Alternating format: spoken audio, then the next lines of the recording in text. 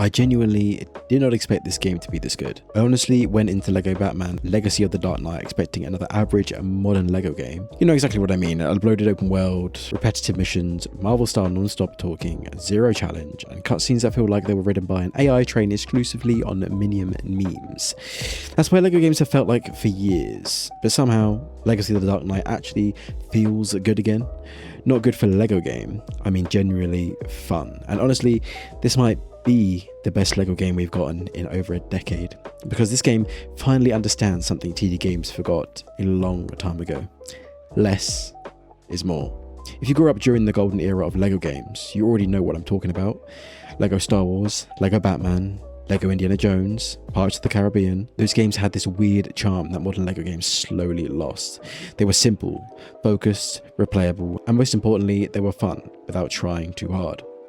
The old games didn't need gigantic empty open worlds. They didn't need 900 collectibles every 5 feet. They didn't need dialogue constantly screaming jokes at you every 3 seconds.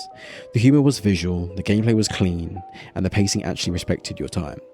But over the years, TT Games got obsessed with making everything bigger. And honestly, most modern LEGO games became exhausting. This is going to sound harsh, but modern LEGO games started feeling like Ubisoft games for children. Like massive maps, checklist objectives, hundreds of meaningless collectibles, icons everywhere.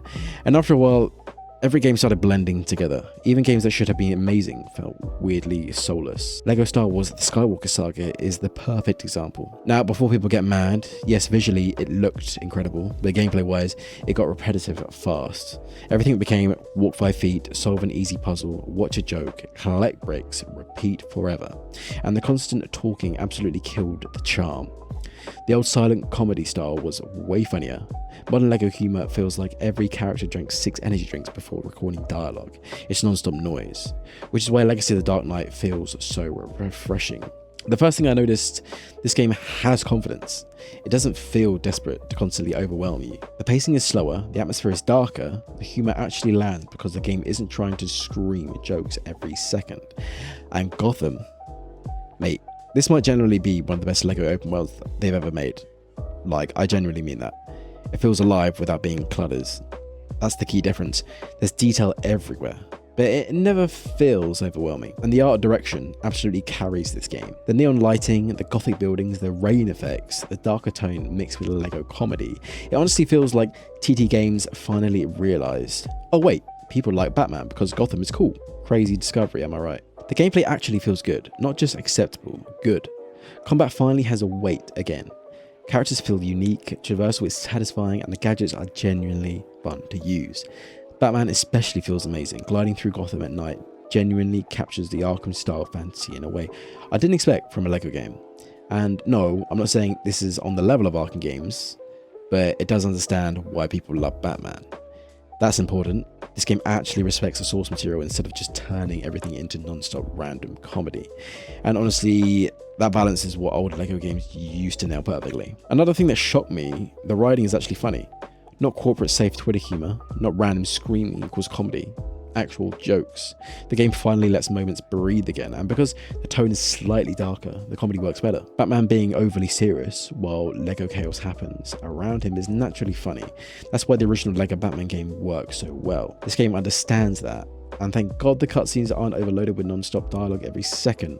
Modern family games have this bizarre fear of silence, like they think kids will explode if characters stop talking for 3 seconds. Legacy of the Dark Knight finally chills out, and the entire experience benefits because of it. I think that's why people are reacting so positively to the game.